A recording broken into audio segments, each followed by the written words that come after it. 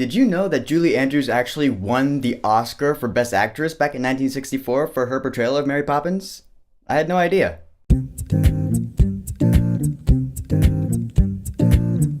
Mary Poppins Returns. Dude, what's with the accent? That'll be quite enough out of you. So Mary Poppins Returns is the sequel to the 1964 Walt Disney classic Mary Poppins, which had Julie Andrews and Dick Van Dyke in iconic roles. This sequel takes place 25 years after that film. The kids, Michael and Jane Banks, have grown up, and they are amidst the great slump in London. Michael has kids of his own now, and times are hard. But pretty soon, from up above, comes Mary Poppins. And now we have our brand new Mary Poppins adventure that takes you right back to your childhood. I'm gonna leap right into Emily Blunt as Mary Poppins, because when I first heard about this movie and I heard that Emily Blunt was cast, I was like, okay. It was the same kind of reaction for me as when I heard that Jude Law was cast as young Albus Dumbledore. I was like, that is the only actor that could possibly pull that off. If it were anyone else, I'd probably have a problem with it. But Emily Blunt? No, I thought that was a perfect pick. And now I can confirm that she was practically perfect in every way. She did it. She pulled it off. What I love about her performance is that she wasn't trying to play Julie Andrews. She was trying to play Mary Poppins, and that's how I feel like you should do it in a recast like this. She is the exact same character you remember from the original film. You know, she's stern, she's that proper British nanny who never explains anything, she's kind of cryptic. She has that magic touch to her that she just never wants to explain, which is kind of irritating at times because you just want to be like, how did you do that? And as her response, she just kind of smiles a little bit and turns away. It's great. The male lead in this film is Lin-Manuel Miranda. That's right, Alexander Hamilton himself as Jack. And he is kind of the Dick Van Dyke character from the first one. Although instead of chimney sweeps, this time around they're lamplighters. And he was great too, because he was the fun-loving guy who, when Mary Poppins lands, he's like,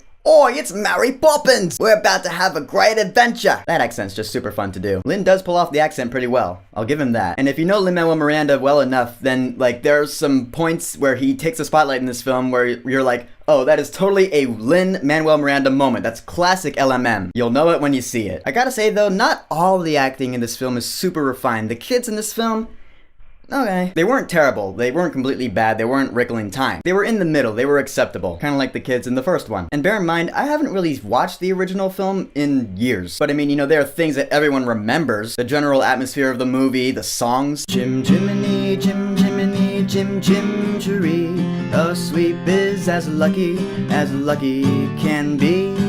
But from what I do remember, this movie remained very truthful to it. In the music, in the atmosphere, in the neighbors with their pirate ship house. Like when I saw that in this movie, I was like, oh yeah, that's right, and they fire the cannon. I'd totally forgotten about that. I mean, some scenes in this movie, like some of the musical numbers, they straight up copied the original. Like this movie has this whole Step in Time number where Lin-Manuel Miranda gathers all of his lamplighter friends and they have this big musical number. I mean, it's not a bad thing because I was having a lot of fun with it. It's a great number. I was dancing in my seat. The entire soundtrack is great, really. And what I appreciated about it is that it's not all homages to the first movie. Every now and then you'll hear like a little bit of a melody from one of the songs in the first one, but all the songs in this movie are all original songs and they're all great. Seriously, every single one of them. I can all but guarantee you that at least one of them is gonna get nominated for Best Original Song this year. The question is, which one? Another thing I gotta give props to this movie for? The visual effects scenes. I was so happy when the second trailer came along and showed us that it takes it back to the hand-drawn animated environments. I was like, that is how you pay homage to the original Mary Poppins. It was great. I don't know if this movie's in 3D or not. I didn't see it in 3D, but it doesn't need to be in 3D. It's resplendent no matter how you see it. I mean, yeah, there is CG involved as well, so it's not all hand-drawn all the time, but the CG in this film was great too. Sometimes you can notice like the green screen like glow around the characters, but to me it just felt nostalgic because they had that in the first movie. I wonder if the animators knew that. They were like, maybe we can get away with it because it'll remind people of the first movie. I don't know. It's a fine line there. There weren't too many big visual effects scenes in this movie. There were only like a couple of them. They were long, but there were only a couple of them. But that's not the point of the movie. It's not to show you, oh, pretty colors. I mean,